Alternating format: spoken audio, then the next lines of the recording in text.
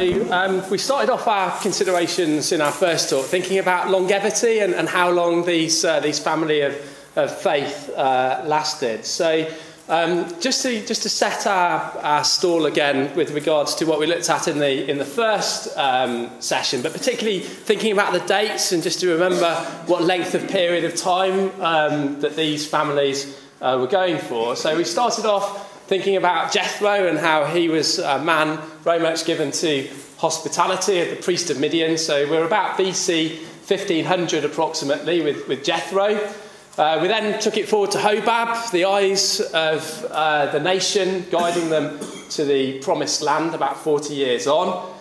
We then jump to Jael, so BC 1235-ish, and her great courage and faith in killing Sisera and striking that nail through Sin's forehead, as it were. And then we've got Jay-Bez, who wants to be part of the promises to Abraham. And Jay-Bez, I haven't even hazarded a guess as to when he might have lived. We don't have any indications of it.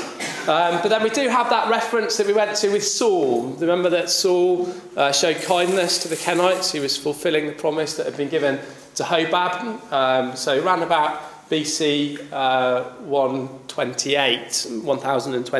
So the Kenites went for a period of something like 500 years. It's a long time, isn't it, brothers and sisters? That's how long the Kenites were there. So we looked at that link verse. I'm going to put it on the screen again because it's a really important one. If we didn't have this verse in Chronicles, in 1 Chronicles 2:55, I don't think any of us would make the link between the Kenites and our second session subject, that of the Rechabites. These are the Kenites that came of Hemath, the father of the house of Rechab.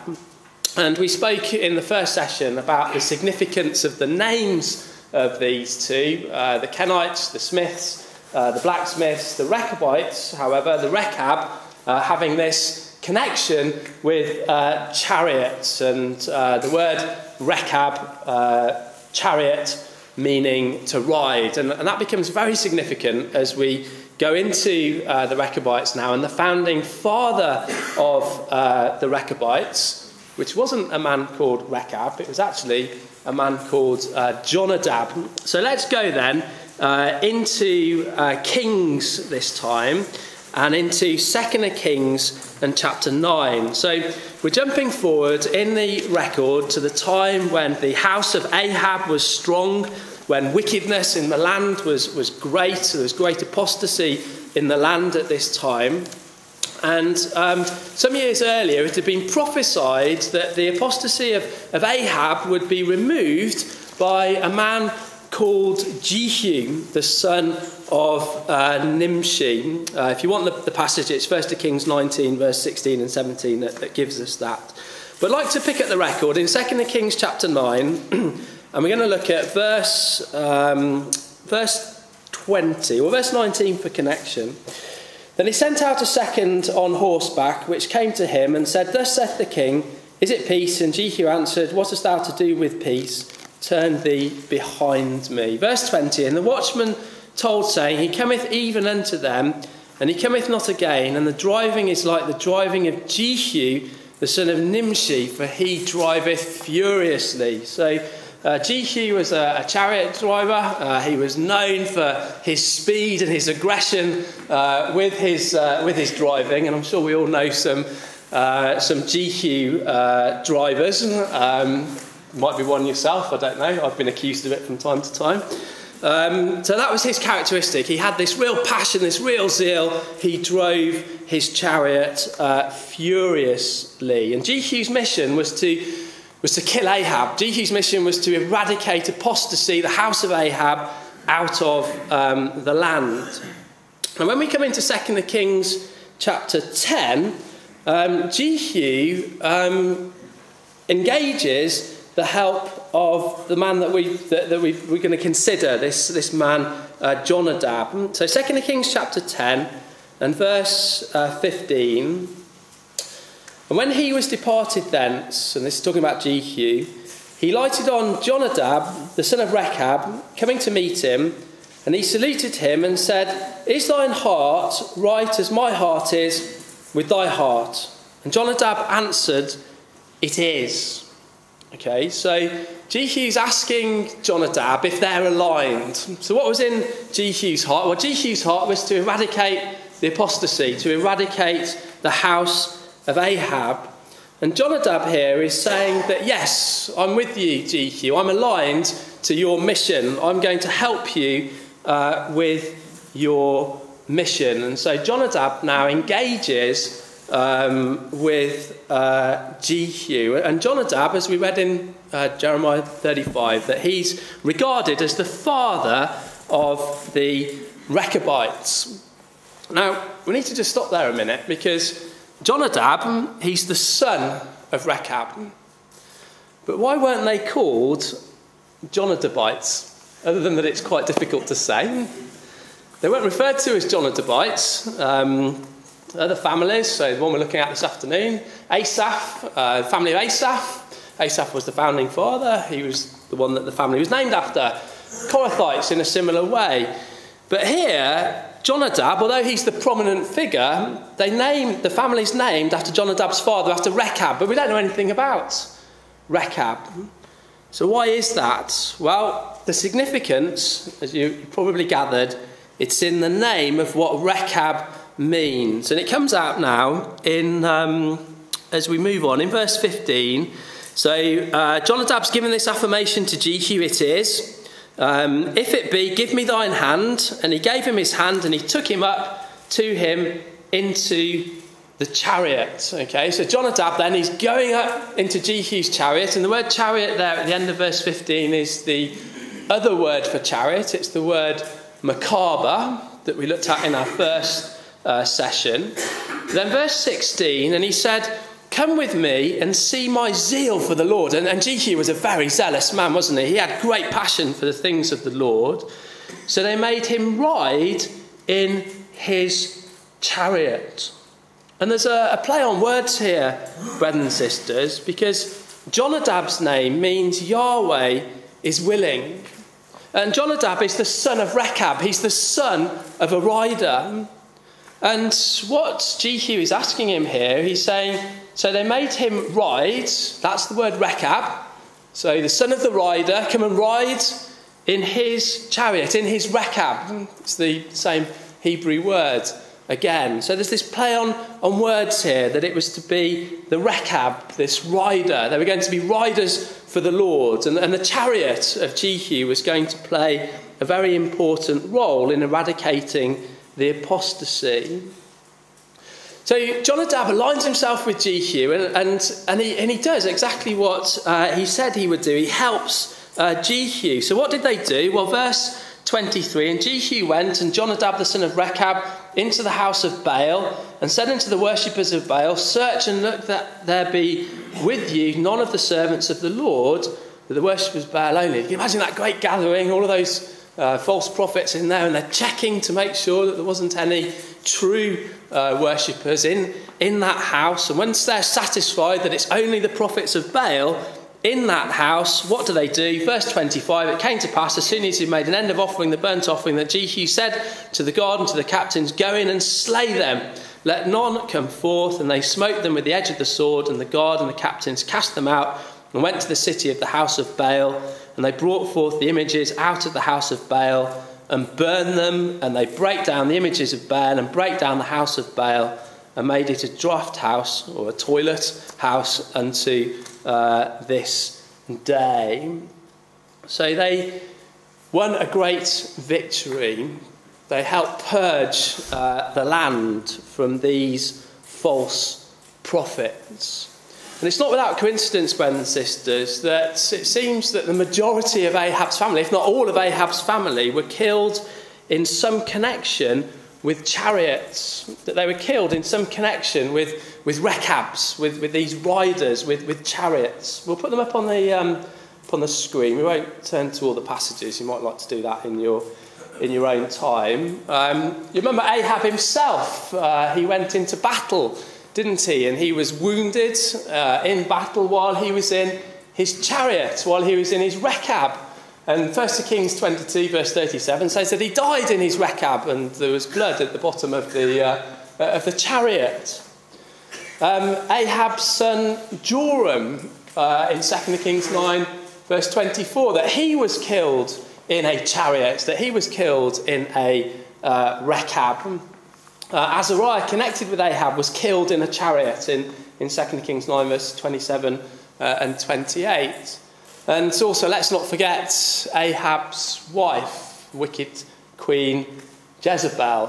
How did she meet her end? Well, she was thrown out of a window and she was trodden underfoot by horses. No specific mention of chariots, but we get the connection. Let's go back to, let's go forward rather, to 2 Kings chapter 13. Just a little thought for you. 2 Kings 13,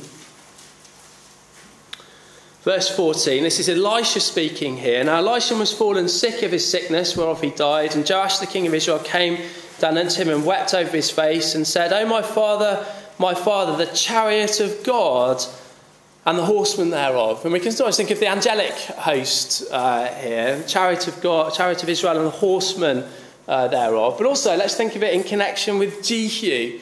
Let's think of it in connection with Jonadab and his father Rechab, the Rechabites, the riders of the Lord, in removing this apostasy out of Israel. So what Jonadab did was very much aligned with what Jael had done, his ancestor, in removing Sisera out of the land as well.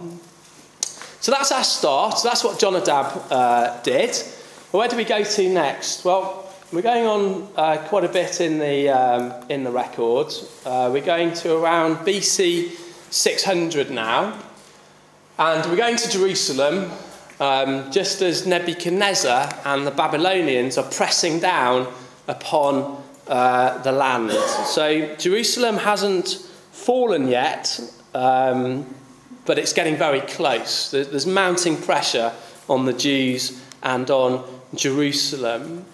And BC 600, we're about 240 years after Jonadab and Jehu, about 550 years after Jael and Heber, and about 700 years after Jethro, the father-in-law to Moses. And it just made me stop and think that if that was us today, that would be tracing the ancestry of the family of the Christadelphians back to the 1300s, back to the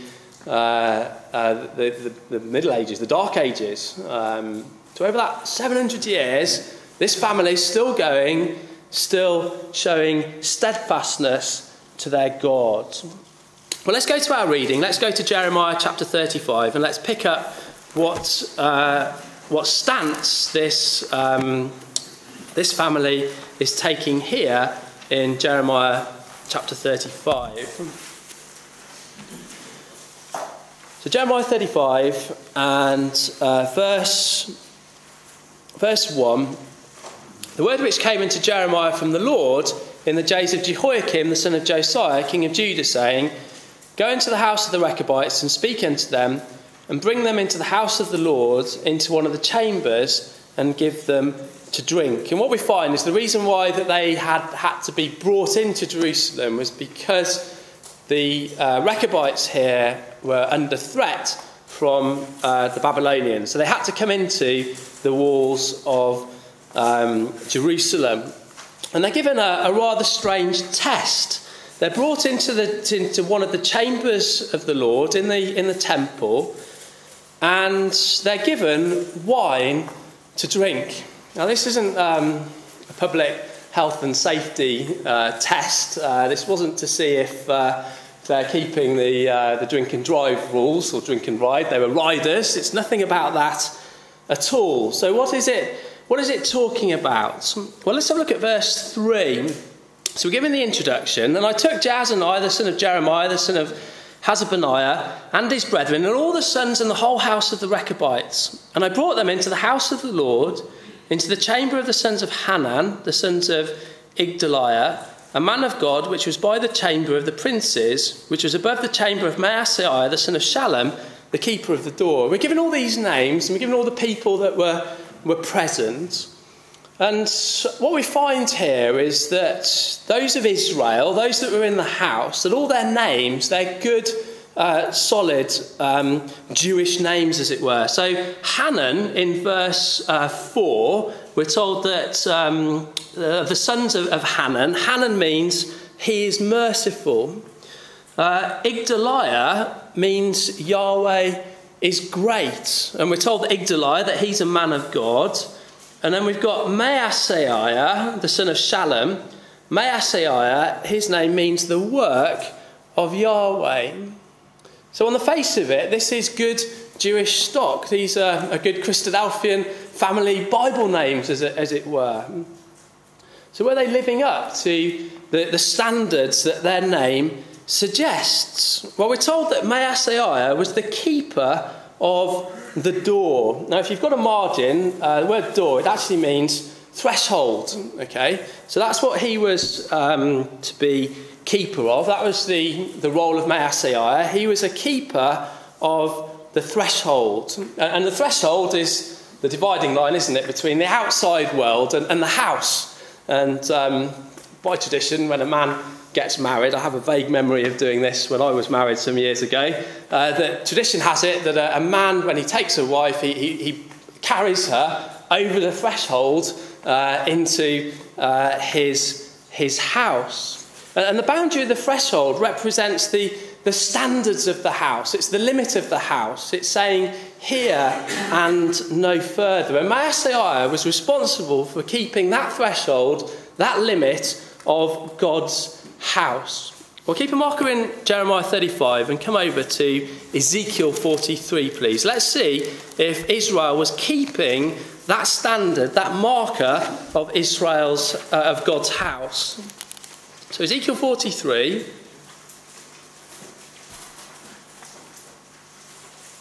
We know that Ezekiel was a little bit later than Jeremiah, but similar time. Ezekiel 43. Look what it says in verse 9. In their setting of their threshold by my thresholds, and their post by my posts, and the wall between me and them, they have even defiled my holy name by their abominations that they have committed. Wherefore I have consumed them in mine anger. Now let them put away their whoredom and the carcasses of their kings far from me, and I will dwell in the midst of them forever. See, what Israel had done is that they had taken their own standards, which they'd taken from the nations around them, and they'd made them the standards of God. They'd turned their threshold into God's threshold. They made things comfortable for themselves. They'd watered down the commandments of God. And that's what the world encourages us to do today, doesn't it? Encourages us to move our threshold, to move our standards. We need to be so careful that we don't dilute the standards of the truth. So had the Rechabites then, brothers and sisters, young people, had they done the same? Well, let's go back to Jeremiah 35. They've been going for all these hundreds of years. Had they changed? Is anything about the Rechabites different from what was before? Well, Jeremiah 35, verse 5, I set before the sons of the house of Rechabites pots full of wine and cups. And I said unto them, drink ye wine. But they said, we will drink no wine, for Jonadab the son of Rechab, our father, commanded us, saying, ye shall drink no wine, neither ye nor your sons forever. Isn't that amazing, brothers and sisters? Hundreds of years had gone by. The Rechabites drank no wine. Why? Because their father, Jonadab, had told them not to do that. Don't drink any wine. And we might ask the question, well, why? Why were they living this life? Well, remember we said that the Kenites were outside of the covenants of promise, but they wanted to be like Israel. They wanted to be like true Israel. And so maybe Jonadab was thinking of the vow of the Nazarites in Numbers chapter 6. And the Nazarites were commanded, or if you took the vow of the Nazarite, you didn't drink any alcohol. Perhaps Jonadab was thinking that he wanted to be like the priests in the temple, and when the priest went into the temple, Leviticus 10 verse 9, the priest could not consume any wine. And it's a lesson for us, isn't it, today, that Proverbs tells us, Proverbs 20 verse 1, that wine is a mocker, strong drink is raging, and whosoever is deceived thereby is not wise. And the Rechabites decided in their life, because Jonadab had commanded them, that they would abstain from alcohol completely. Why? Because they were the riders for the Lord. But not only did they abstain from wine, but look at verse 7 of Jeremiah 35. Neither shall ye build house, nor sow seed, nor plant vineyard, nor have any, but all your days ye shall dwell in tents, that ye may live many days in the land where ye be strangers. So they are still tent dwellers. Going all the way back to the time of Jethro, when Moses went to meet him in the wilderness of Midian. They were living in tents then. Hundreds and hundreds of years later, they're still living in tents. They've been camping for all that period of time. And not only were they living in tents, but also they hadn't had any permanent crops to grow. So they hadn't sown seed, they hadn't planted vineyards. They were still living a true nomadic life. So question, why were they living this way? Why had they chosen to live this way? We'll come over to Hebrews chapter 11. As we've said earlier, the Kenites, the Rechabites, they wanted to be part of the promises to Abraham. And what does the Hebrew man tell us in Hebrews chapter 11, words that we'll know very, very well. Hebrews 11, verse 9. By faith, he, that's Abraham, sojourned in the land of promise as in a strange country, dwelling in tabernacles or in tents, with Isaac and Jacob, the heirs with them of the same promise. For he looked for the city which hath foundations, whose builder and maker is God. See, the Rechabites, they realised that their abode was not a permanent one, that they were strangers and pilgrims. They were looking for that permanent dwelling which is to come. They were looking for God's kingdom, and they were hoping to be part of God's kingdom through faith. And it's a really salutary lesson to us, isn't it, brothers and sisters? It's not very practical to be camping in this country through the winter, particularly on a day like today. But how comfortable are we in our houses and in our homes? Do we see these things as temporary? Are we ready to give them up at a moment's notice? Mentally, are we pilgrims and sojourners? The Rechabites very literally lived their lives in this way. Let's go back to Jeremiah 35, because Israel had to learn a very painful lesson from the Rechabites. Jeremiah chapter 35 and verse 12. Then came the word of the Lord unto Jeremiah, saying, Thus saith the Lord of hosts, the God of Israel, and tell the men of Judah and the inhabitants of Jerusalem, will you not receive instruction to hearken to my word, saith the Lord?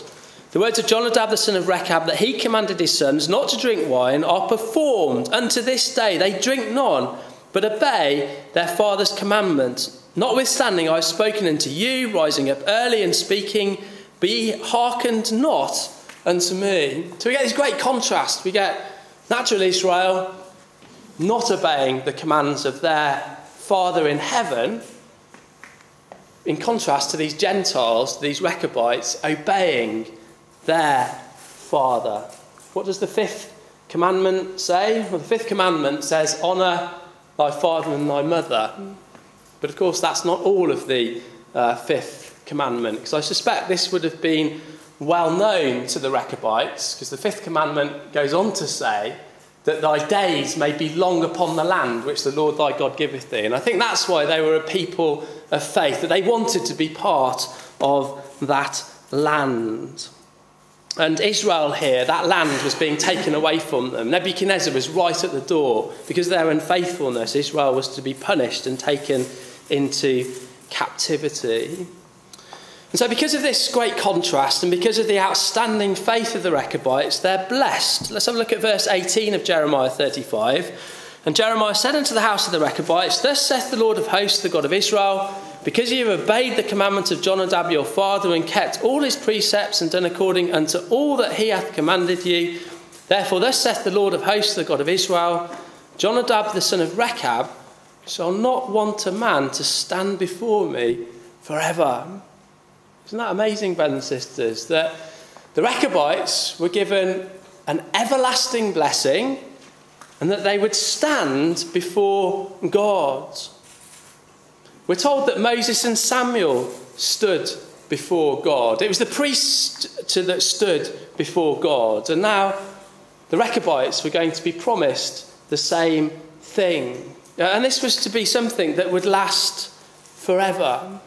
It's interesting to think about who has been given an everlasting promise in the scripture. They're in very high company here, the Rechabites. So what is this everlasting blessing that the Rechabites were given? Well, there is a great longevity of the Rechabites, and there were groups of Rechabites that have popped up throughout history. In fact, if you go to West Bromwich today, there's a building you can go and take a photo of, a Rechabite hall, and there's Rechabite halls all over the country. You can still see it today with that signage. So there were groups of people that tried to follow the same principles of the Rechabites, and this was an abstinence from alcohol that this particular group. So we've perhaps got that longevity of the Rechabites, or certain elements of it. But surely this everlasting blessing, brothers and sisters, is something that takes us through to the kingdom, a time when those Rechabites that have died in faith will be raised to stand before Christ in his kingdom forever. So what happened then to the Rechabites after this time? Well, the Rechabites were one of the good figs, and they were taken into captivity. They go into captivity into Babylon. Can you come with me, please, to Psalm 71? Because we've got an intriguing little insight as to the Rechabites in Babylon through the words of this psalm. Psalm 71.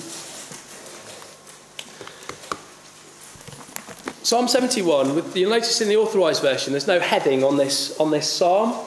But in the Septuagint version, the heading of this psalm in the Septuagint version is that this is a psalm of David, but a psalm sung by the sons of Jonadab and the first that were taken captive. Now, if that is right, this is a psalm that the Rechabites sang or knew when they went into captivity, when they went into Babylon. And this psalm, I believe, is so appropriate for the Rechabites and the Kenites that preceded them. Look at verse 1 of Psalm 71. In thee, O Lord, do I put my trust. Let me never be put to confusion. Deliver me in thy righteousness and cause me to escape. Incline thine ear unto me and save me. So they put their trust in God. Look at verse 7. I am as a wonder unto many, but thou art my strong refuge. And when we think of the behaviour of the Rechabites, they're living in tents, they're not drinking any alcohol. I'm sure they'd have been seen as sort of ultra-extremists, some very odd sects that were sort of ignored, particularly when those of Babylon came down, that I am a wonder. And they would have been a wonder and a curiosity to those that were around them. If we go down to verse 14, but I will hope continually and will yet praise thee more and more. And that hope was to be part of those promises to Abraham. Then in verse 17 and 18, I think we get an insight into how the Rechabites lasted for such a long period of time. Verse 17, O God, thou hast taught me from my youth, and hitherto have I declared thy wondrous works.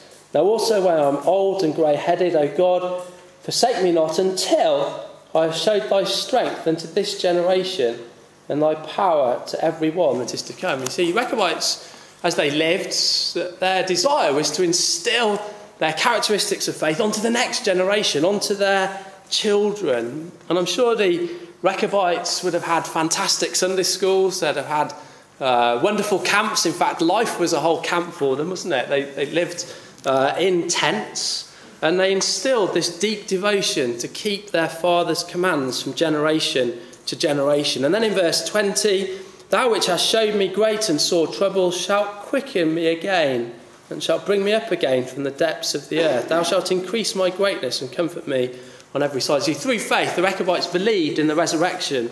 They believed that they would be a people of the land through faith because of their worship of God. So that's perhaps a little insight as to the Rechabites whilst in captivity. They then come back out of captivity. So we're moving on now to around BC 516. So they would have been in captivity for 70 or so years, and then they come back out, back to the land of Israel. Let's go to Nehemiah now, Nehemiah and chapter 3, because we just get a little glimpse of them here in Nehemiah chapter 3.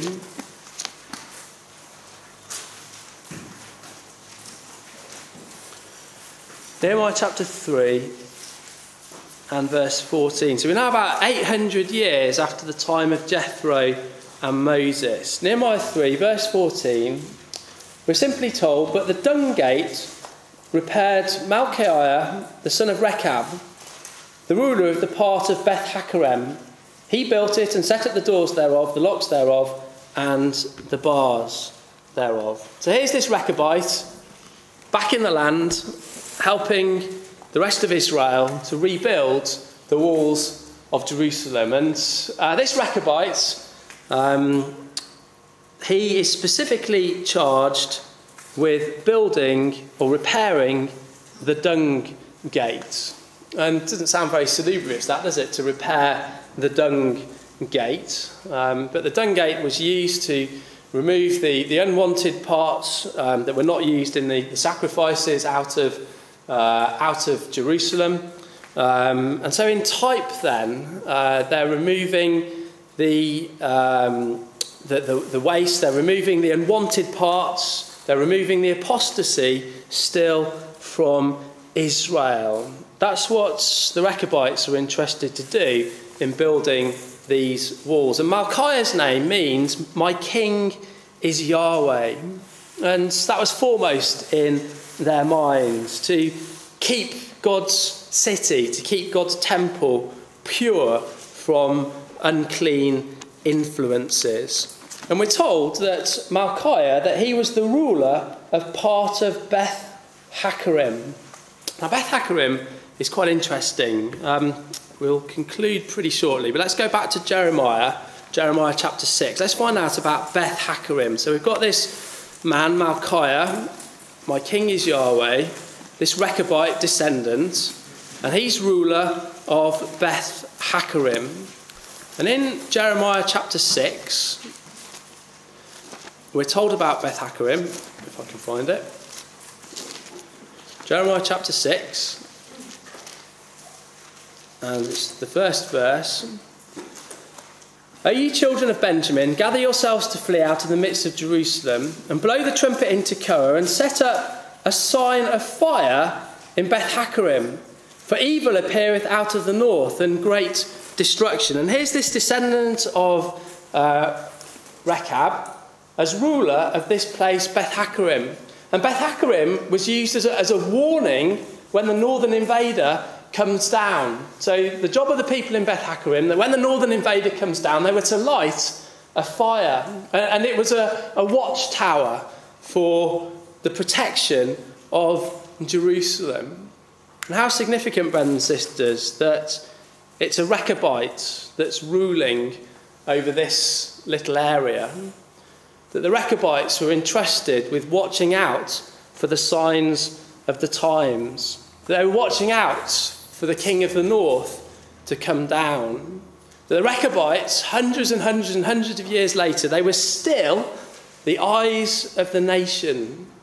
They were still guiding Israel towards the promised land. And we're entrusted to do the same today, aren't we, brothers and sisters? That we should be like the ruler of Beth Hakerem, watching out for the signs of the times, telling people that the king of the north is coming down, that Russia is in Syria, that Jesus is about to return.